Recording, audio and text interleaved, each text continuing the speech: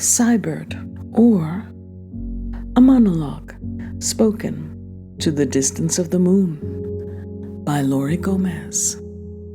Sea that has become known, sea of moisture, sea of clouds, sea of crises, sea of nectar, sea of islands, sea of vapors, sea of fertility, sea of fecundity, sea of serenity, sea of cold, sea of showers, ocean of storms, Tycho, Kepler, Copernicus, Aristarchus, Plato, Langrenus, Stevinus, sphere of mares, sphere of craters, first spring moon, 9% and waxing.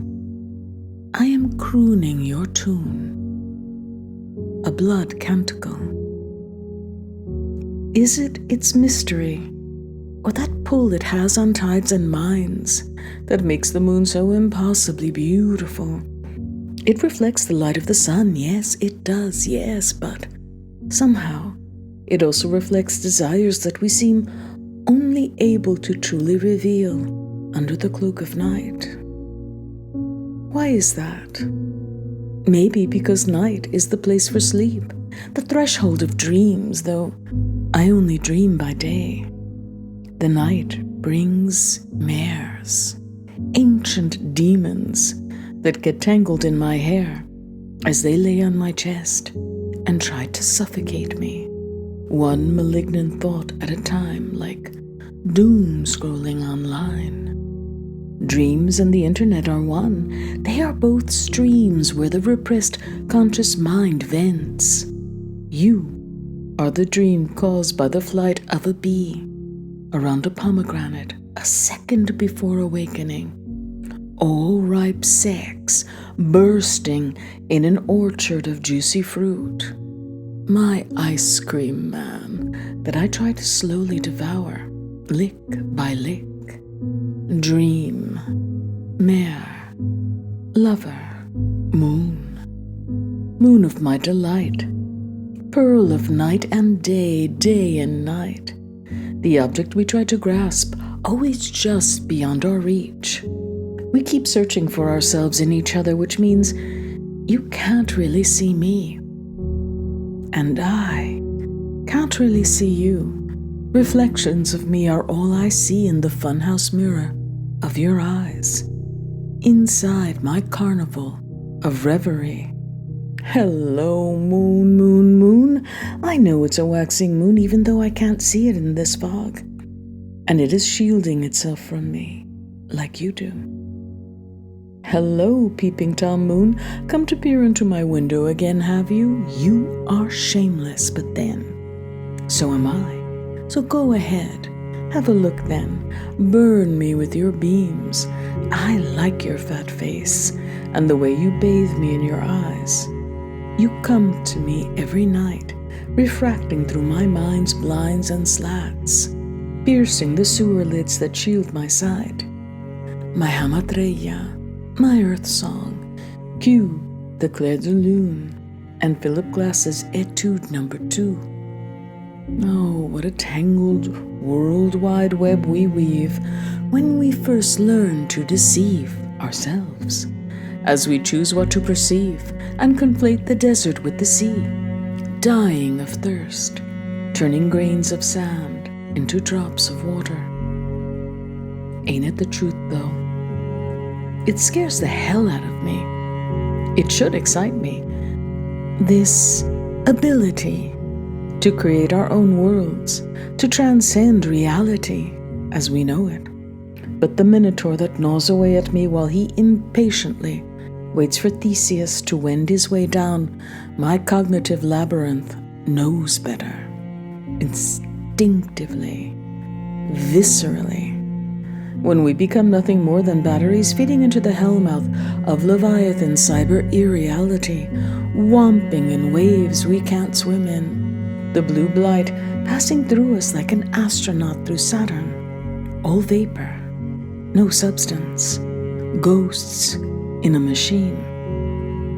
What are we losing in the human experience. We may as well all be fucking brains in jars. Frightening. This disembodying, this separation of state and body. I am a sensualist, a hedonist, a voluptuary by nature. I don't want to become a walking, talking spam bot, some artifice masquerading as intelligence, all data, no sensory organs. We can speak without voice to trees and clouds and winds and the waves of the sea. Without words, they respond through the rustling of leaves and the swarming of clouds and the murmuring of the sea. Maybe we can touch without bodies or find love in the absence of touch, but we so need touch. We are tactile creatures. That is what makes internet interaction so sadly limited. We are left with only these hallowed tools called words to try to express the gamut of verbally inexpressible feelings found in the touch of a hand and the glance of an eye. See, hear, smell, taste, touch. We are things of the flesh. Our bones and blood are thick with the need for touch. To feel the jangle of bones, the satin of flesh, just looking in the eyes of a person we love. We can feel them touch us. But this cyberscape is the realm of the unreal. I weary of its boundaries, its false sense of intimacy. Its lure is its seeming accessibility, but what are we truly availing ourselves of? I'm not sure. Not anymore.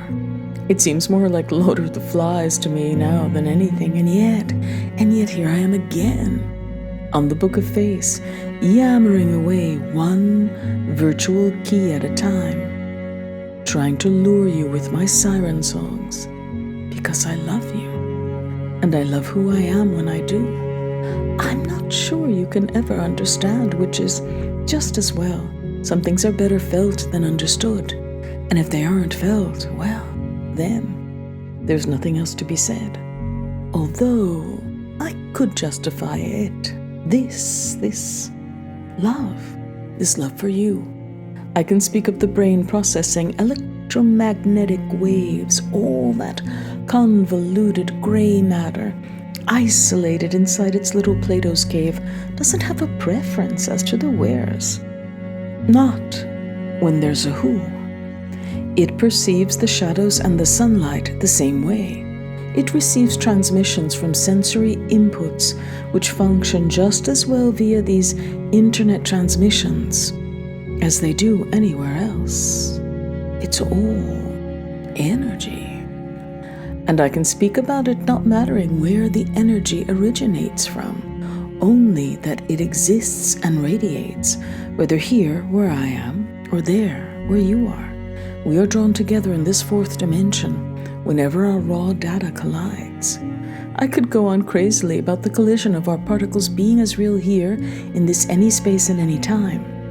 How I feel you surging inside me just as surely as if you were here physically, maybe even more so, because I am so much more focused here. How I am tuned into your frequency willfully. Let's be honest, how many times have you not tuned people out, even when in their physical presence? Focus and attention has no physical parameters. When you hear a beautiful piece of music, read a beautiful passage of prose or poetry, watch a film that affects you deeply, your brain is experiencing and registering it as real. They are all experiences, although naturally I would prefer the experience of you in the flesh, deep inside me. I can go on awkwardly about how you are here even as you are there. This duality is a quantum reality, but it sounds like madness, and it is in the best way. But what is reality? Can you be so certain where its plane of existence lies, where it begins, where it ends, where it cusps?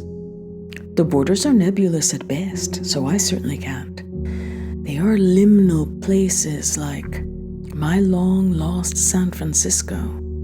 God, how I miss the Presidio, hiking through groves of trees planted by Spaniards a few hundred years ago. The sheer cliffs with their skirts of ocean waves.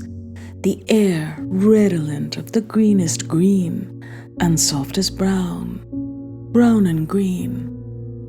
Always alive in the petrichor, seeped in your skin scent. What was that morphine song? I could tell that you taste like the sky, 'cause you look like rain. You look like rain. You look like rain. You look like rain. You look like rain. But there's no rain, only mist. The sky's foggy fugue, crowning the Presidio, our forest bed. Beyond the clearing, I stumbled out of trees upon an expanse of blue. I couldn't tell where the sea ended and the sky began, lost in all that horizon. I could only think of you. The splash of your eyes, the bliss of your breath, the heat of your tongue on my breasts. I passed through abandoned batteries and forgotten fortresses, guarding the bay from phantom enemies. Amidst the cypress and eucalyptus, the ghosts of dead sentinels beckoning to me, their deeds undone, their cannons unfired. On just the other side of that golden gate, spanned by the bridge of the same name, fields of lavender waving frantically in the frenetic wind, warning me of a life without you. But then I whisper softly to calm their lavender worry and assure them there's no need, because the real is the imagined come true. And even here and now, I am with you. Tapping into my inner Frankenstein, there will come a time when we play Geppetto to an artificial Pinocchio, but when do those silicon chips actually become life? It's a question we are morally bound to consider one day. Frankenstein didn't, and look what happened to him and his creature. We call it artificial intelligence, pretend we are its master as we become enslaved app by app, algorithm by algorithm. Do androids dream of electric sheep? How many digital roadrunners will our wily coyotes chase down on the information superhighway? Siri and Alexa sitting in a tree, KISSING. When does a life form and become a life form? Sentience, is that the criteria? We kill things that feel all the time, of course, as it suits us. It's still murder, even if we have civilized it. Every being's survival comes at the cost of another living thing's life. This competition for limited resources is depressing. To survive, I kill plants, vegetables, animals, viruses, and they kill us. Earthquakes, volcanoes, hurricanes, tornadoes, COVID-19. It's a turbulent planet, violent, murderous, an equal opportunity exploiter. No lives matter. Not mine, not yours, not to the earth, not to the universe. Yet, it still gave birth to us, nurtured us without entitlement, without obligation. One day it will destroy us, unless we destroy ourselves first. Fermi's paradox is not so paradoxical. Of course, there was intelligent life out there. We're still alone. They're just long gone, as one day we'll be. As will every son birthed in the death of us. Creation cycles on. Love loves to love. Love bears all things, believes all things, hopes all things, endures all things. Love never fails. In a godless universe, devoid of meaning, we still give things value by loving them. I suppose love is the ultimate currency. I keep coming back to this concept, all my nihilist notions notwithstanding. And now I have run the stream of consciousness straight into a brick wall. Christ. But water cuts through stone, so it's all right. Of course, all this living stuff, these questions of who and what have rights to life may stem from some universal metaphor for a broken love affair, a failed venture, a stillborn birth, where one feels like one was nothing more than a mechanism of fate, a cog, reeling in some cosmic determinate mind. But either way, here we all are, little squiggling, squirming, swarming masses of atoms, partying hardy, looking for Mr. Goodbar. People think it's a cliche, but just one person performing one seemingly small act of kindness, of simple decency at the right place and the right time can be the difference between life and death. Fortunately for me, it's easy enough. I was born decent looking and hardwired for survival, stubborn, highly motivated to perform well in my various endeavors, with a high opinion of my worth, probably instilled in me by my grandparents, my aunt, my teachers, and Louisa May Alcott's book, Little Women, which I read and studied like the Torah. It was sacred to me. Is this why I keep returning where I am unwanted? It's hard to say. My mother's body rejected me in the womb. Our blood types were incompatible. She was A negative to my O positive. Her antibodies fought me like the enemy. I was born cyanotic, a blue baby. Rejection is all I've ever known, though even when I was horribly abused by my mother, I still had a loving cushion to fall back on, my self-esteem.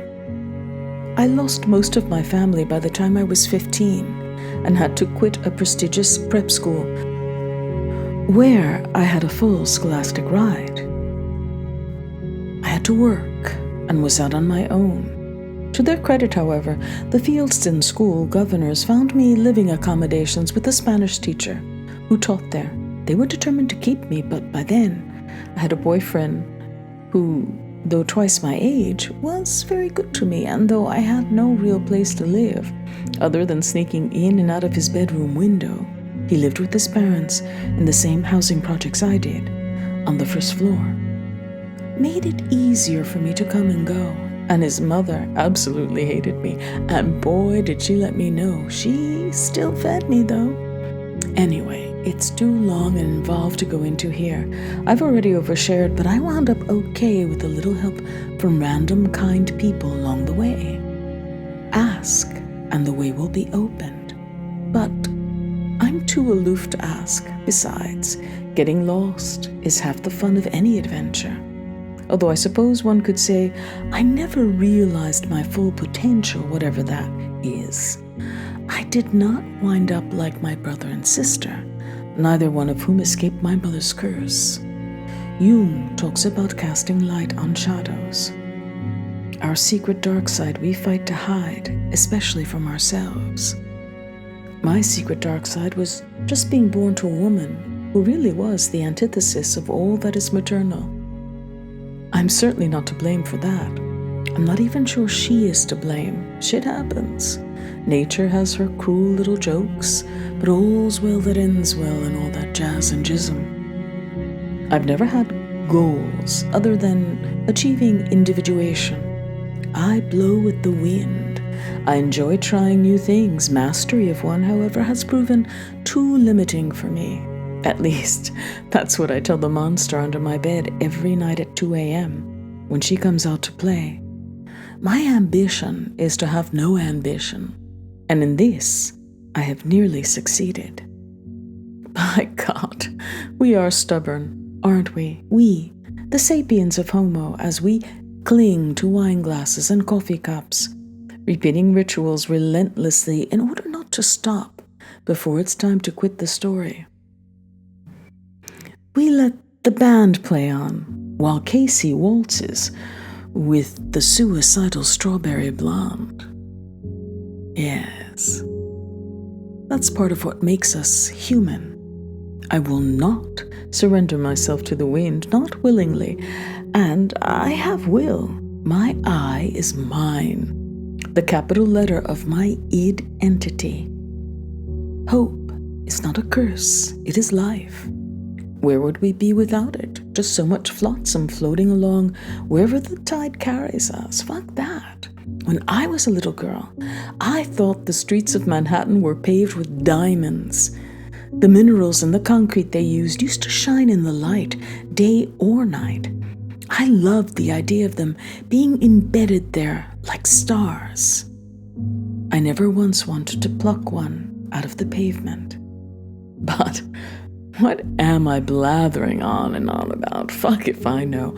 I'm not a writer, I'm a synthesizer. I tried a little while ago to tame this drunken spew and make it flow instead of river rapiding erratically.